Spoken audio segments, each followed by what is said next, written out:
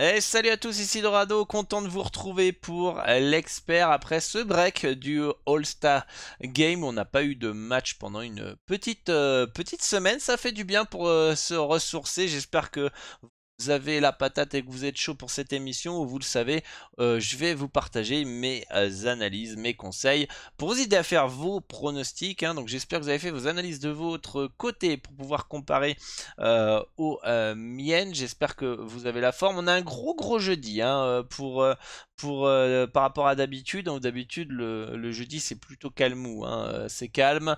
Là on a 9 matchs au programme, donc on va être ensemble une petite demi-heure pour aborder chaque rencontre. Vous savez aussi que les jeudis, c'est le Dorado Show en direct sur Twitch à 20h heure française pour aborder un thème dans les paris sportifs. Donc rendez-vous à 20h ce soir sur la chaîne Twitch. Le lien est dans la description. Aujourd'hui, on va aborder la psychologie de la gestion des émotions en termes de paris sportifs, comment gérer vos émotions et éviter les paris basés sur des réactions émotionnelles plutôt que sur la réflexion. Donc on va voir plein de thèmes et de points très intéressants qui va vous aider d'un point de vue psychologique et mental. Donc je vous donne rendez-vous à 20h sur Twitch. Vous pouvez retrouver les anciens épisodes et les replays sur la chaîne Twitch évidemment et sur Spotify et Apple Podcast en format podcast quand vous faites votre séance de sport ou quand vous êtes dans les transports en commun ou vous êtes en voiture, etc.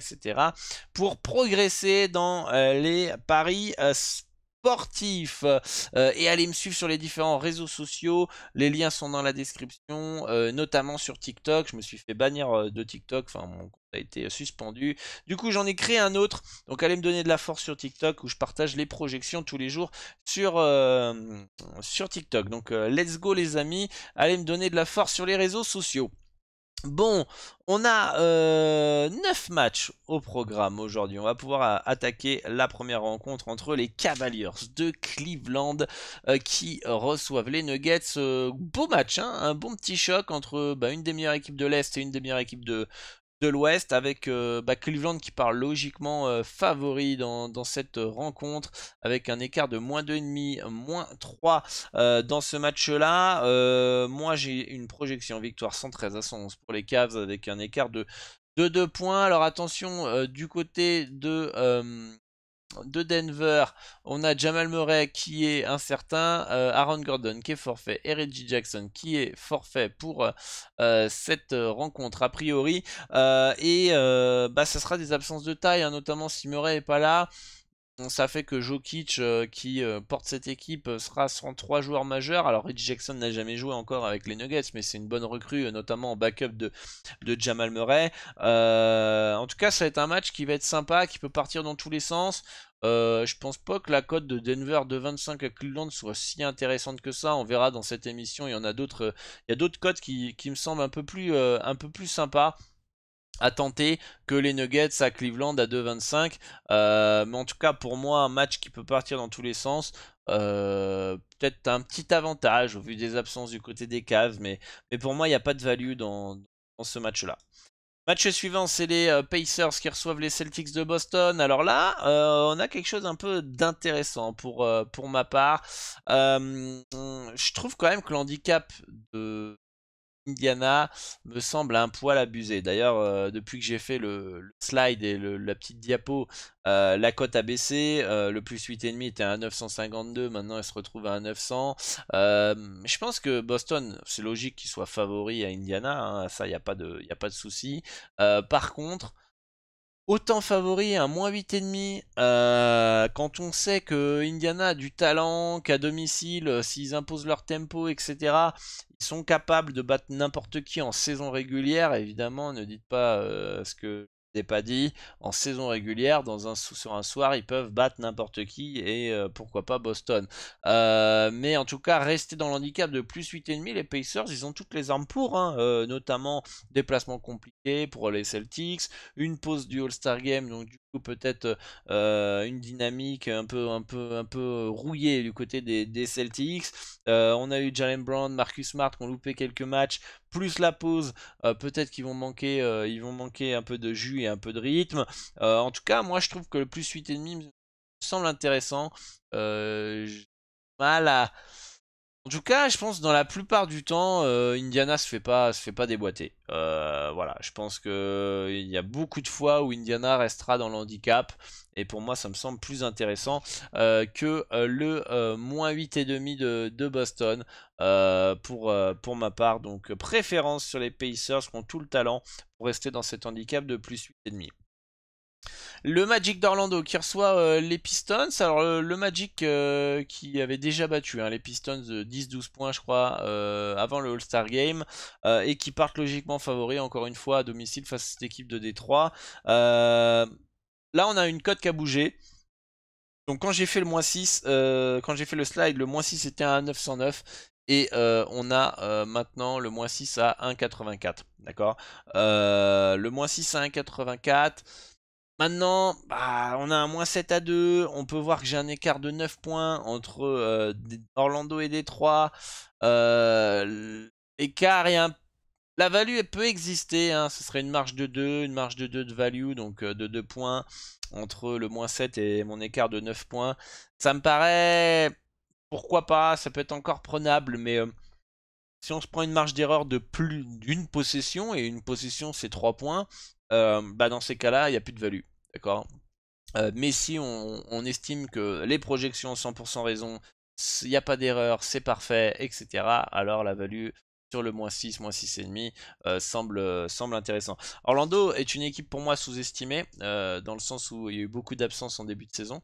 Ils retrouvent petit à petit ses joueurs, ses cadres, etc. Et du coup, bah, il y a plus de profondeur, je trouve. Euh, j'ai le sentiment que chacun connaît son rôle, contrairement à Détroit où c'est un peu le bordel. La blessure de Cunningham n'aide pas non plus dans la construction de cette équipe. Assez irrégulier cette équipe de Détroit. En tout cas, les projections qui donnent une victoire de 9 points d'Orlando, ça peut être surprenant quand on connaît que c'est deux équipes de bas de classement finalement. Mais ça montre quand même que le Magic fait une bien meilleure saison que cette équipe de Détroit. En tout cas, à vous de voir. À vous de voir si pour vous, le moins 6,5 est encore intéressant ou il est just. S'il est just, alors no bet. S'il y a encore value, bah prenez-le. Parce que je serai plus ok avec vous. Et voilà. En tout cas, je serai pas non plus contre les mecs qui me disent ouais, je prends D3 plus 7, machin. Bon, pourquoi pas aussi non plus. En tout cas, moi, je partirais plus sur un Orlando. Mais pour moi, la value, elle est partie là. C'est bon, elle est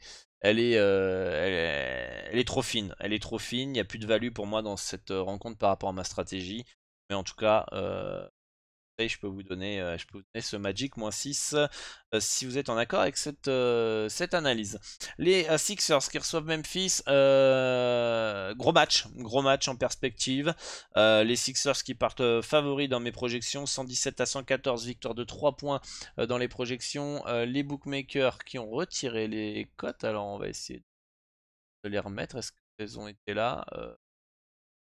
Attention, pas recharger. Non, ce n'est pas grave. De toute façon, l'handicap était de -4,5 pour les Sixers, plus 4 du côté des Grizzlies.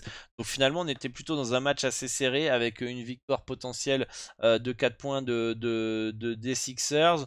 Match assez disputé, mais je trouvais pas la cote en sec intéressante, moi, pour les Sixers. Il aurait fallu du 70% de réussite si vous avez une mise fixe sur les Sixers pour être rentable en sec. Donc pour moi, ça me semble vraiment un peu exagéré. Je pense que la value serait pas forcément sur la victoire sèche, mais plus sur un petit handicap si vous partez sur les Sixers. Et du côté des Grizzlies, peuvent faire un coup du côté de Philly.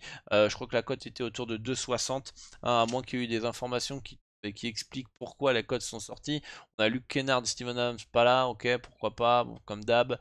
Côté de Philly, on n'a pas plus d'informations que ça, donc c'est assez étonnant que les cotes soient retirés du côté de cette rencontre. En tout cas, si vous voulez mettre une piécette dans vos analyses sur les grises, moi je serais pas contre. Je serais pas contre. Dans vos analyses, vous dites ah attends, les Grizzlies ils peuvent gagner là-bas, machin, nanana, nanana. Bon, bah, je suis plutôt ok. Si vous voulez partir sur les Sixers, je sais pas. Je sais pas, je trouve quand même que cette cote en sec est un peu trop faible. Handicap de -4,5 me semble plutôt bien placé. Donc Voilà, en tout cas, c'est un no-bet dans cette rencontre. Match suivant, c'est les Pélicans qui se déplacent à Toronto dans un match où les Raptors partent favoris dans mes projections. Victoire de 3 points à 117 à 114 aussi. Avec chez les Books une victoire de 6 de Toronto. Un moins 6 à 2. Du côté de l'autre côté, c'est du plus 5. Entre les deux, c'est le TRJ. Euh, Moi, je trouve qu'ils sont un peu optimistes hein, sur les Raptors. Alors, certes, logique qu'ils soient favoris. Certes, il n'y a pas Zion Williamson du côté de la Nouvelle-Orléans. Mais il y a encore Ingram, il y a encore Jonas Valanciunas, il y a encore, comment il s'appelle j'ai dit Brandon Ingram ou CJ McCollum. Enfin, il y a un des deux que j'ai pas dit. Donc, voilà. Larry Nance, etc. Ah, et je pense pas que ça va être une partie de plaisir du côté des Raptors. Je pense pas non plus que ça va être facile pour les Pélicans, mais en tout cas, je pense qu'un petit plus 6 dans un match assez serré à 1,880 1,892 me semble pas déconnant. Alors moi, j'ai une marge de 2,5 en termes de points, donc là, on a un écart de 2 points. Il faudrait que le plus 5,5, là, on serait à 3. Là, il faudrait que le plus 5,5 soit à 2 là. Et soit à 2. Là, je suis à rien d'avoir une value sur les Pels, mais on attend. Hein, voilà, c'est ce qu'on aborde dans les Dorado Show. On doit respecter ses limites et ses règles. Moi, ma règle, il me faut que j'ai une marge de 2,5 minimum entre l'handicap que je détermine et l'handicap qui est proposé ici. Et il faut que la cote elle soit à 2. Si elle n'est pas à 2, je ne prends pas. Donc là, je suis à rien de valider les Pels.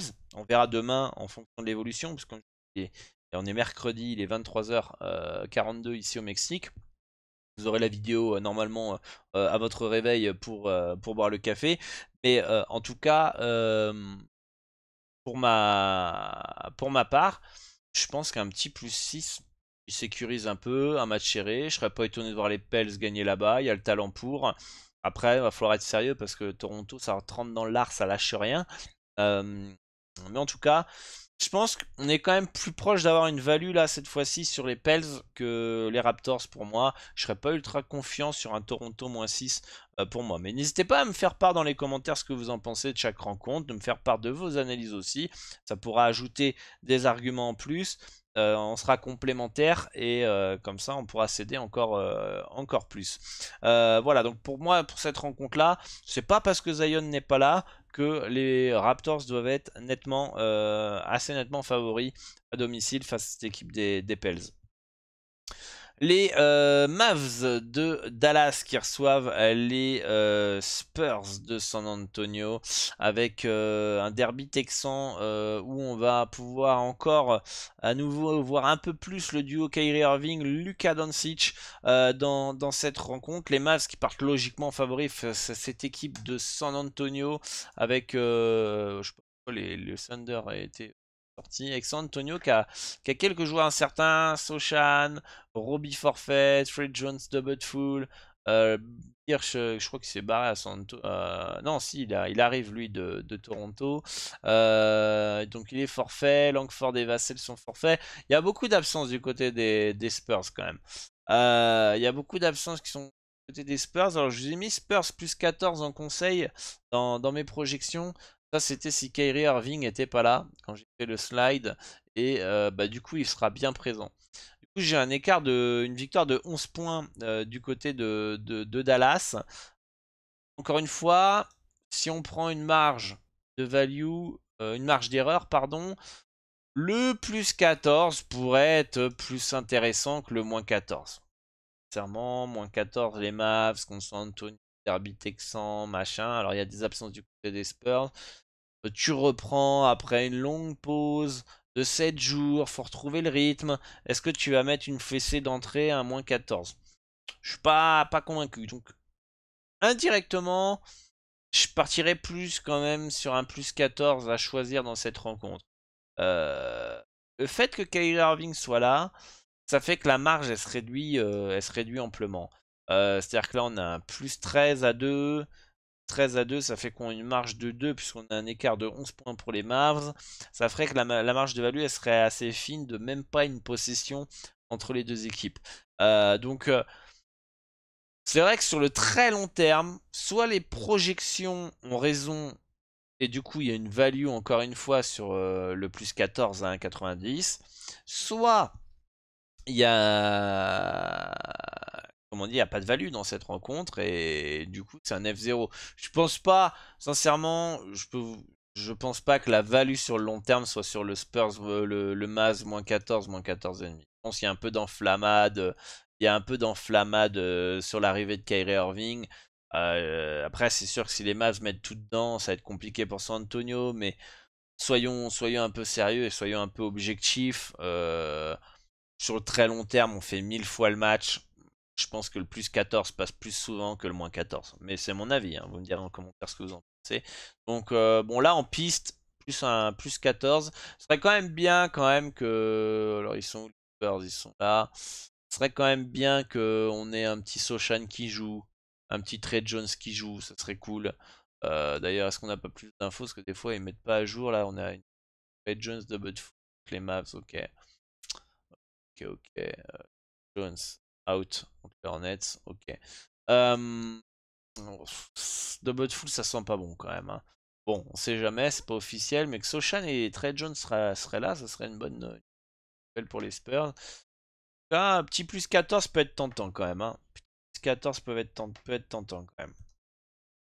Le Thunder de OKC qui se déplace à Utah. Et dans mes projections, on a une victoire de OKC très très légère, hein, 120 à 118 à Utah. Quand même un déplacement très compliqué. Je vous ai mis en conseil OKC plus 2,21 d'ailleurs. 2,21 d'ailleurs, la cote a baissé. On est à 2,08 maintenant. Le marché a l'air de partir dessus. Là, franchement, je peux vous dire un truc. Là, il n'y a plus de value. Là, il n'y a plus de value. J'ai un écart. Voilà, si on prend une marge d'erreur, là, la value, c'est franchement, là, je sais pas comment expliquer, mais là, on a une cote, on est à 48% de probabilité de gagner pour OKC. On a un handicap de plus 1. Franchement, j'ai une marge, une victoire de 2 points, et ça, c'est si... Côté du Jazz, on a quoi? On a Sexton qui est pas là, c'est officiel ça? Ok, il va pas être là. Rudy Gay, Markkanen, c'est officiel qu'il est pas là. Ok, non, là on n'a pas de news sur Markkanen, mais a priori il est incertain. Donc c'est sûr que s'ils sont pas là, Sexton et Markkanen, ça va changer la donne et que ouais, ok, s'il y a toutes ces chances, mais moi là je suis plus fan du tout de la cote, hein. Là c'est un no-bet clairement. Un beau no-bet dans ce match-là. Parce que jouer à Utah, c'est dur. Même s'il y a des absences, c'est un déplacement qui est chiant. Dit qu'il est là, il pousse. Ok, ici, c'est pas non plus l'équipe la plus talentueuse de NBA, qui est une équipe qui lâche rien, évidemment, mais à 2,08 à Utah, même s'il n'y a pas Sexton et Markkanen, ça m'emmerde en fait. Ça m'emmerde. Déjà que le 2-21, je commence mes analyses sur cette rencontre, hein, me rembobiner si vous voulez. Je vous dis que je suis pas ultra chaud sur ce. Enfin, du moins, je commence et après, je vois que la cote elle a baissé. Mais déjà, le 2,21 me plaisait pas énormément. Alors, à 2,08, ça me semble pas ouf, hein. Et le 2,21, il était vraiment intéressant et ça pouvait être une piste si Markkanen n'était pas là. Là, on n'a pas plus de news que lui. On va mettre Don Best. Est-ce qu'on en sait plus Est-ce qu'on en sait plus sur Don Best?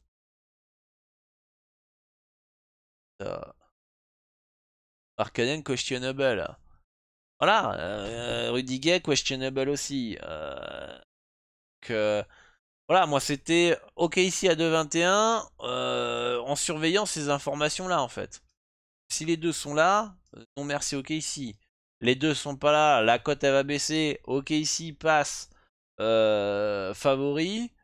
Ça m'emmerde quoi. Ça m'emmerde. Franchement, je vous l'ai mis en piste, mais voilà, c'était vraiment par indication pour rassurer tous ceux qui voulaient partir sur le Thunder.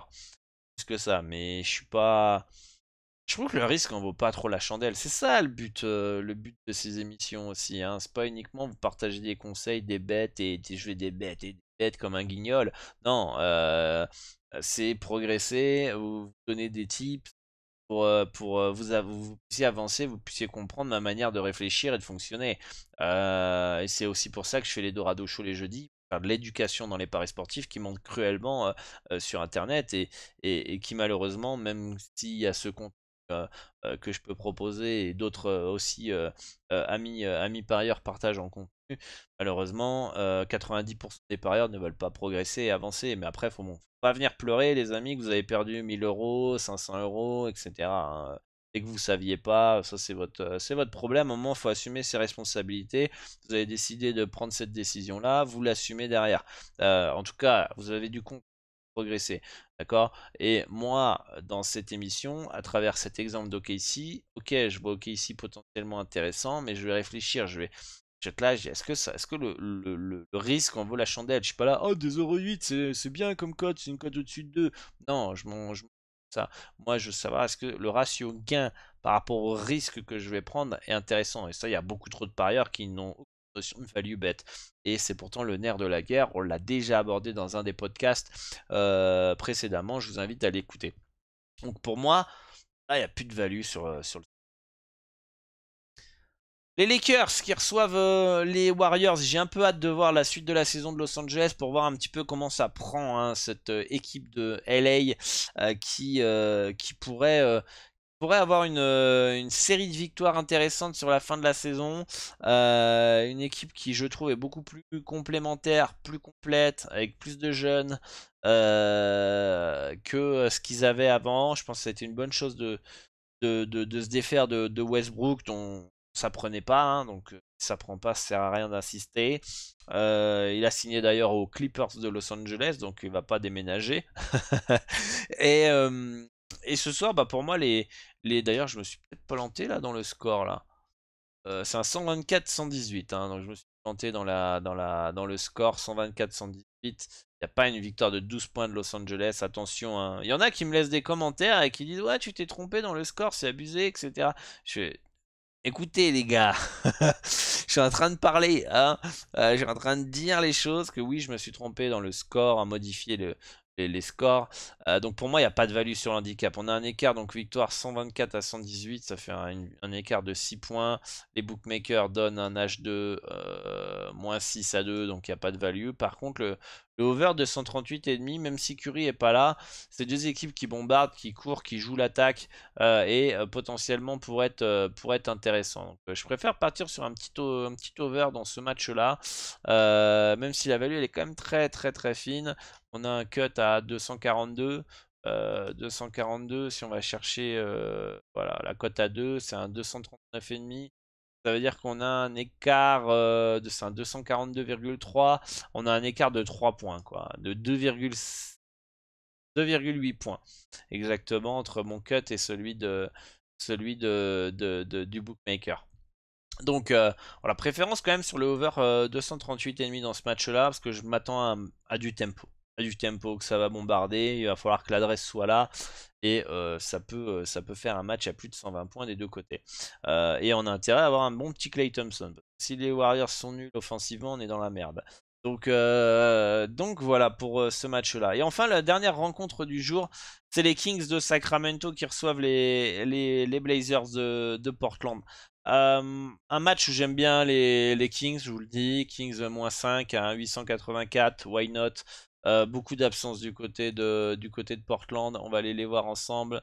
Voilà, ils sont Portland. C'est très chiant Don Best parce qu'il me réactualise la page tout seul. Sans lui demander. Grant qui est probable. D'ailleurs, bon, il était out tout à l'heure. Bon, bah, il est probable maintenant. Très bien. Jusuf Nurkic qui est forfait. Et Anthony Simmons qui est forfait. Donc on a déjà au moins deux joueurs majeurs autour de. Comment il s'appelle, Damian Lillard qui seront pas là. D'ailleurs, on va les mettre ensemble sur mon fichier. La présence de Grant que j'avais mis forfait. Ça, je suis quasi sûr. Euh, d'un CRLF. On va mettre Portland. Ah, ça va aller. On va aller Jeremy Grant de retour. Et je pense qu'on aura quand même de la value sur. Ah non, si. Alors on a un H de -8. H de -8. un écart de 6 points. Donc là, on a une légère value, enfin, un handicap de 6 points. On a un âge de 2 points, un écart de 2 points entre mon handicap et celui du book. Du coup, on a une légère value sur les Kings. Très fine, marge de 2 points. Si on prend une possession de marge d'erreur, il n'y a pas de value. Mais si on prend de marge d'erreur, il y a value. Donc après, tout dépend. En tout cas, la value, elle est fine. Je serais quand même plus d'avis de partir sur les Kings quand même. Je pense pas que Damien Lillard il va réussir à tout faire tout seul. Ok, il va falloir qu'il ait un grand Jeremy Grant à côté. Et les Kings, s'ils imposent leur tempo, va falloir un Damien Lillard à 50 points, Jeremy Grant à 30 points. Voilà. Par contre, si les Kings sont un soir de merde, là ils ont une chance les Blazers. Mais j'ai du mal quand même à voir les Portland tenir le rythme si jamais Sacramento l'impose. Préférence sur les Kings, -5. Et sinon, avec les absences de Nurkic et de Simmons, je préfère le under 239, 240 points. Ouais, 240 points. Je pense pour avoir les Blazers qui est un potentiel offensif un peu amoindri demain dans cette rencontre. Voilà les amis pour cette carte NBA. Excellent café à tous, excellente journée. Et bon, moi je vais aller me coucher à présent, hein, il est tard. Je suis fatigué. En tout cas, dites-moi dans les commentaires ce qui vous intéresse, hein, pour cette nuit. Moi, je vous dis bonne chance pour vos pronostics. On se retrouve très bientôt pour une nouvelle vidéo, l'expert. On se retrouve ce soir à 20 h sur Twitch pour le Dorado Show. Et je compte sur vous pour être nombreux. Je compte sur vous pour aller me suivre sur les réseaux sociaux et donner de la force en likant, en partageant et en commentant. Et moi, je vous dis à très vite. Ciao, ciao les amis.